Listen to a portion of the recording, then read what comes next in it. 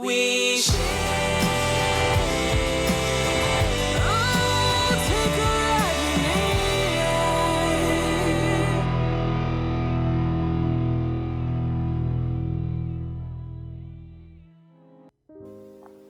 My husband is indebted to so many people. Every day he gets harassed and threatened by the people he is indebted to. He has attempted to commit suicide twice. Our situation was never like this before. We were okay until he lost his job. The shop I was managing was taken from us, and I began to plait hairs for women in front of our house because I was pregnant at the time. We went everywhere borrowing money to buy a car, which my husband began to use for taxi. He focused on the payment of the loan while I handled the feeding of our two children from my meager earnings. It was not too difficult a task for us when I gave birth to my son months ago because that was a month after he got the car. He drove this car for 4 months before he had an accident where 2 of the 3 passengers he carried in the vehicle died. It was a miracle that he came out unhurt. The car was a write-off. Since then, my husband has been very depressed. No help is coming from anywhere. He cries every day. Last week, I decided to go to our former landlord to ask for his help. He is a widower in his early 60s. He has rich kids abroad who spoil him silly with money. This old man told me point blank that he could only assist me if I let him sleep with me. I returned home feeling miserable, but when I found my husband with my 2 daughters sprawled on the torn carpet snoring, I began to think if I should let this fly. I have a child of less than 6 months old.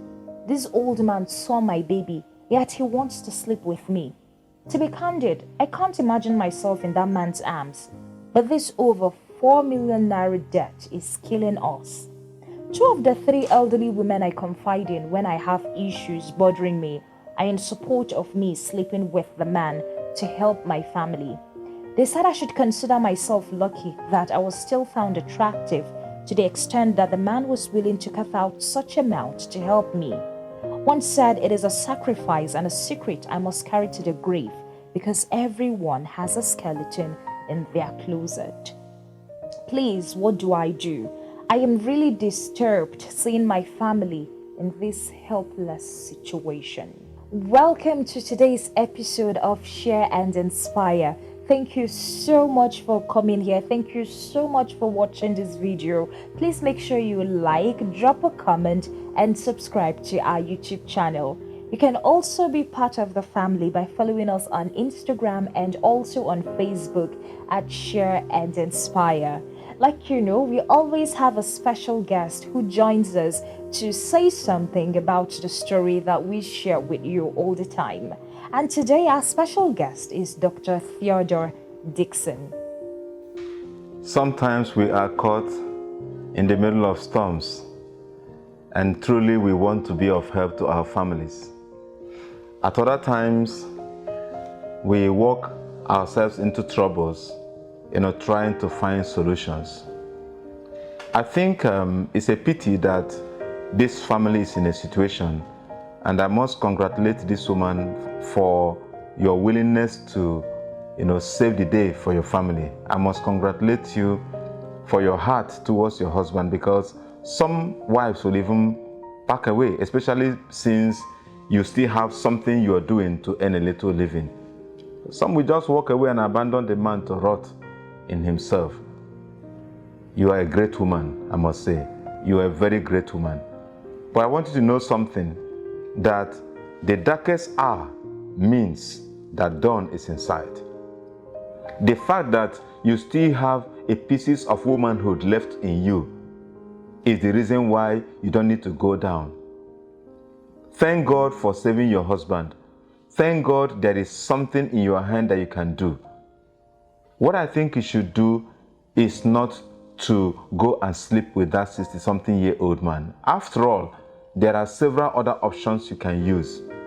I believe that if you call on God and trust Him, He will lead you to some other persons who will willingly assist without asking for your for the part that is reserved for only your marriage. I believe so. I believe that with your good heart and willingness to save your husband and your family from this level of indebtedness, God will come down for you. One thing I see that has happened to our generation is the fact that when things go wrong, we leave God out of the picture. We want to try to fix the situation. We use our common senses. We depend on ourselves rather than depend on God. And that reminds me of Matthew chapter 4, the story of Jesus and his disciples, riding across the Sea of Galilee on a boat. These disciples were great fishermen, and they had been used to that, navigating through the Sea of Galilee. So they had seen storms.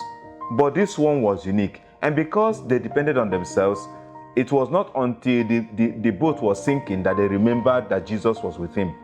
My dear, with Jesus in your boat, in that storm, you can smile. Get on your knees.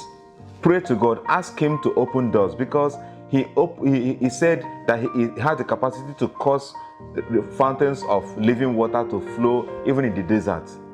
Don't go down. Of course, those women who are telling you that you are lucky to have even found yourself attractive and found somebody who can give you money, is because they have no value themselves.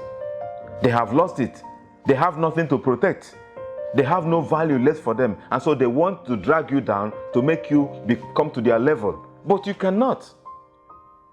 Because you are worth more than that. Even though you don't have money, it's not because you have to become proud. That's not what I'm talking about. But I'm talking about self-esteem, self-worth. I'm talking about contentment. I'm talking about godliness. I'm talking about your marital vow. I'm talking about faithfulness. I'm talking about trust in God. I'm talking about the fact that the God who has seen you through this process can finish the battle.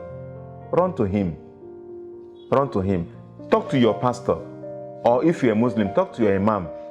I'm sure that there are reasonable men and women, godly people who can be of help. Even if it is going to be with some kind of payback, they will help you. Please, don't go down. Because when you allow these people who are worthless, who have no value for themselves, drag you down, they only bring you to their level. And when you are brought to their level, you can never go back to that point where you were before. Be wise. And as you trust God, he will see you through. Thank you. Thank you so much for watching today's episode of Share and Inspire. We hope that you have learned something. We hope that you know how to resolve conflicts better now. If you want to share your story with us, please reach out to us via any of our social media handles. We'd love to hear from you. Thank you so much, and God bless you.